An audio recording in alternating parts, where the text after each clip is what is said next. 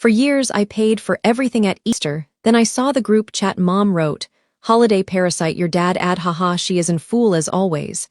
I canceled every payment, dropped the receipts in the chat. Went dark. "She's an idiot as always." That's what my mom wrote in the family group chat about me. I was scrolling through old messages trying to double-check the menu for Easter. I'd already placed the bakery order, booked the catering, prepaid the chairs and the tent. That's when I saw it. Mom, holiday parasite. Dad, ad haha. Mom, she is an idiot as always. I stared at it. It wasn't even hidden, just there. They didn't know I was still in the thread. Didn't realize the new iMessage update lets you view deleted messages. Or maybe they just didn't care. I didn't cry. Not right away. Because shock always comes dressed as silence. I'd spent years funding Easter.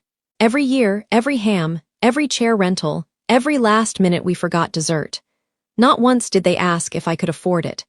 They just assumed I could, assumed I would, and I did because I thought love was something you proved with receipts. But that night, I canceled every single payment. The bakery, the tent, the florist, gone. And then I did something I'd never done. I took screenshots of every invoice I'd paid for the last 5 years, labeled, totaled, and dropped them in the group chat. Then I wrote one line, "Your parasite just backed out. Good luck hosting." And I left the chat. No rage, no threats, just a clean exit. My name is Tessa, I'm 32, and if you think you know how this ends, stay tuned. Because the moment they treated my effort like entitlement, they lost something they never knew how to hold. By sunrise, my phone had exploded. 8 missed calls from Mom, 3 from Dad. 1 from my cousin Lena with a text that just said, "Are you okay?" Group chat's a disaster. I didn't answer any of them.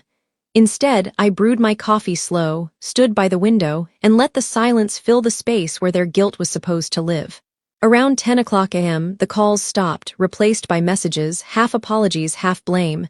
"We didn't mean it like that. You know how we joke. Why would you take it so personally?" But here's the thing. I had taken everything personally for years. Every forgotten birthday, every backhanded compliment. Every time Mom said, "At least your brother makes us laugh." Every time I paid without being thanked and was still called dramatic if I asked for fairness. I wasn't the favorite. I was the function, the planner, the wallet, the quiet fixer. And now that the function had shut down, they didn't know how to handle the silence. By noon, my brother messaged, "Nice tantrum. You ruined Easter." I stared at the words, then smiled because what they called a tantrum was actually a boundary when I should have drawn years ago. I replied with a screenshot, the one where Mom called me a parasite, then added one line, "You don't get to eat what you mock." I blocked him, and just like that, Easter became the first holiday I spent with peace, not people who confused love with leverage. That weekend, the family group chat rebranded itself. They removed my name, renamed it Just Us, and posted selfies from a last-minute backyard Easter setup, folding chairs, plastic tablecloths, and a grocery store cake with a frosting already melting. Mom posted a photo with a caption, "Even without certain people, family shows up, red heart hash blessed." It got 3 likes, 2 from people I didn't even recognize. Lena sent me a screenshot with the message. "They're pretending it's fine, but it's a mess." I didn't ask for details. Didn't need the play-by-play because I'd spent so long behind the scenes making sure everything looked picture perfect that I knew the cracks by heart. They didn't know how to order catering without me. Didn't know the tent vendor required a deposit. Didn't realize the chairs had to be reserved weeks in advance. They didn't plan the day. They reacted to the absence, and it showed. That afternoon, I took myself to brunch alone. Sunny patio, fresh mimosa, no one asking me to split a bill I already paid. I watched kids run past in pastel dresses, smiled at strangers, tipped extra. It wasn't extravagant. It was quiet and full. I posted one photo, just my plate, my hand holding a fork, and the caption, "Sometimes peace looks like absence." No tags, no shade, just truth. They could spin it however they wanted. But deep down, they all knew when the planner leaves, the whole illusion shatters. And I didn't just walk away from a holiday. I walked away from a job I was never paid for, and love I was always expected to earn. By Monday, the narrative shifted. Now I wasn't just too sensitive. I was selfish, ungrateful, the one who held a grudge over a joke. They told everyone I made Easter about money. Funny considering they never noticed it was about money. Mine.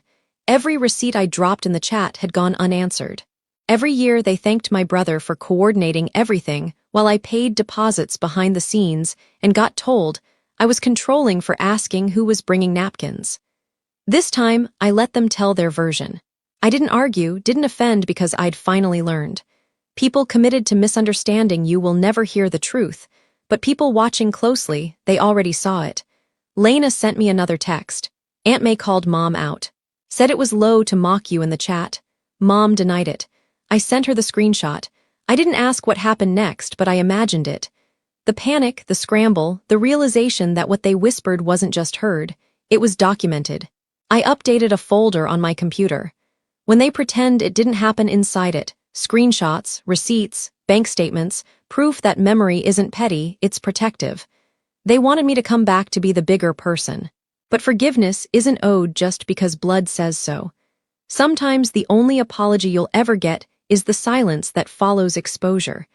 And I was finally okay with that because I hadn't lost a family. I'd stepped out of an unpaid role and into my own peace. By midweek, the calls began. Dad first, his voice awkward, overly casual. Hey, just checking in. Hope you're okay. Your mom's been upset. You know how she gets. Then a pause, waiting for me to fill the silence. I didn't. He cleared his throat. She didn't mean it. Things were said in frustration. Let's just move past it. But moving past was always their code. For me letting it go, for me forgetting, for me pretending it never happened. I ended the call with one word, noted. Then I blocked the number. 2 hours later, a message from my cousin. Aunt Jenna says, your mom's not eating. Says, you broke her heart. No one mentioned the text, the word parasite, the years I gave, the sacrifices I made that were never acknowledged. Because when the scapegoat steps off the stage, the entire performance unravels. Lena texted again, they're panicking. Group chat went silent, they're afraid of what you'll post next. I hadn't planned on posting more, but that message made me realize something. They weren't sorry, they were scared. Not of losing me, but of losing the version of me who kept quiet to keep the peace. So, I posted a story, a screenshot of my Easter expenses over the last 5 years. $1,200 here, $800 there. No names, just a caption. Ask who paid. Ask who planned. Ask who called me a parasite. No response, just silence. The kind that follows. A truth too loud to ignore. The silence didn't last long. By Friday, the group chat pinged again, this time for Mom. We all say things we don't mean. You've embarrassed the entire family. Are you proud of that? No apology, just blame, disguised as concern. I read it twice, then closed my phone because here's the truth they never wanted to face. I wasn't trying to embarrass them. I was trying to exist without being mocked, used, or erased. For years, I did everything they never saw. And everything they did see, they twisted. If I brought food, I was trying to show off. If I asked for help, I was too emotional. I went back through my photos that night. There I was, setting up folding chairs, holding trays of deviled eggs, filling plastic eggs with candy while kids screamed and laughed around me, smiling in every single photo, but I could see it now. That smile was made of survival. Lena messaged again, I think they're starting to realize, you always made the holidays happen, you were the glue and now it's cracked. Good, let it break. Let them feel the weight of their own words in the space I once filled. Because I wasn't going to stitch myself back together just so they could tear me open again next year. This time I was done. Not in anger, not in bitterness. Just in peace, and peace when it arrives, doesn't knock. It walks right in and locks the door behind it. Saturday morning. My doorbell rang twice, then a pause, then again, longer, louder. I peeked through the side window. Dad holding a plastic grocery bag, shoulders hunched like a boy in trouble. I didn't open the door. Instead, I answered through the intercom. Yes. He flinched at the sound. It's just me. Brought your favorite cake from that place near the library. Thought we could talk. I almost laughed. Not at the cake, but at the sheer audacity. Dad, who once told me I overdramatize everything, was now standing in the rain, offering sugar to erase scars. Why now? I asked. He blinked. Because you matter. Your mom, she's not good with words. I let silence hang there. Not good with words. But somehow perfectly fluent in insults, labels, and digital betrayal. You can leave the cake, I said finally, but I won't open the door. He nodded slowly, setting the bag down. Okay, I get it, I think. As he turned, I saw it. The confusion, the dawning understanding that I was no longer the family doormat. I was the boundary. Inside, Lena texted me. "You good?" I replied with a picture. The cake sitting untouched on my porch, rain beginning to the box. Caption simply, "Some things can't be sweetened." And for the first time in years, my chest felt light. Not because anything was fixed, but because I wasn't carrying it anymore. Easter morning came, no group chat messages, no calls, no guilt-laced reminders, just quiet, a rare golden kind. I brewed coffee slowly, letting the steam rise like a ceremony. No deviled eggs, no baskets, no family duty. Instead, I walked barefoot across the grass in my backyard, spread a blanket, and opened my journal. There in ink, I wrote the truth I'd always danced around. I was never the parasite, I was the host. And now I've stopped feeding what only drained me. At noon, I posted a single image online, a photo collage. 10 years of Easter tables. Dozens of receipts, me holding babies, me serving food, me smiling, me cleaning, me always showing up. Caption: she wasn't the holiday parasite. She was the unpaid event planner, therapist, gift buyer, emotional buffer, peacekeeper, and cleanup crew. She left. You're on your own now. I turned off notifications and turned on music. By sunset, I danced alone in my kitchen. No noise, no shame, no performance, just freedom. Later, I got one last text from Lena. They're scrambling. Can't find the plastic eggs. Can't even find matching chairs. I smiled because that was the revenge, not bitterness, not exposure. Just letting them taste what it feels like when the one you called a burden was actually the backbone. And now that spine had walked away, straight, tall, and never looking back.